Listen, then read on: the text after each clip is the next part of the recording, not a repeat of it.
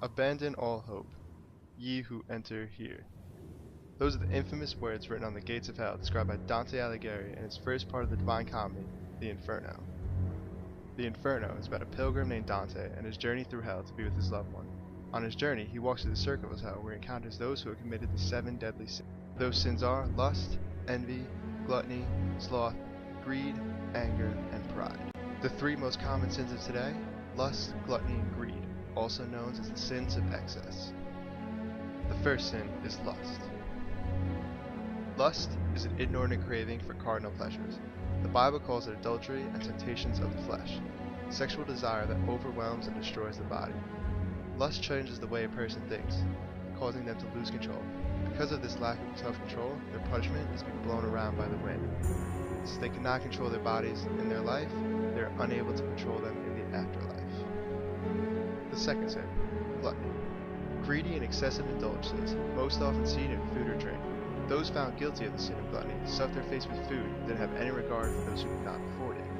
Overeaters didn't take care of their body, and for that, they're in the circle of hell where they are constantly hit with icy rain that mixes with the ground under their feet. This mud becomes their only source of nourishment. On top of that, they are also guarded by the 3-headed dog Cerberus, who chew souls up and spit them out. So because these people cannot control how they eat in their lifetime, they are forced to eat vile food and ultimately be eaten themselves. The last sin, greed. Perhaps the most common amongst the people of today. The sin that puts a price tag on everything.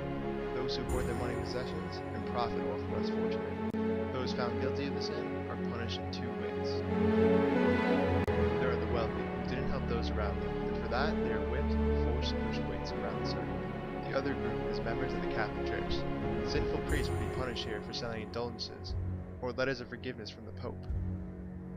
A sinner would buy these letters from the church, and the priest would promise them admittance to heaven. Because these priests were profiting for those who sinned, they were being punished by being buried in the ground while their feet burned. Reverse baptism. Because of their greediness, they received an ultimate punishment, and must burn for all eternity and forgotten by God. These 3 sins show that people never have enough and are always looking for more, whether it be sex, food, or money. Some feel like they will never have enough. Each crime is the perfect punishment. If these sinners knew those punishment and what awaited for them in the afterlife, would they still commit the crime?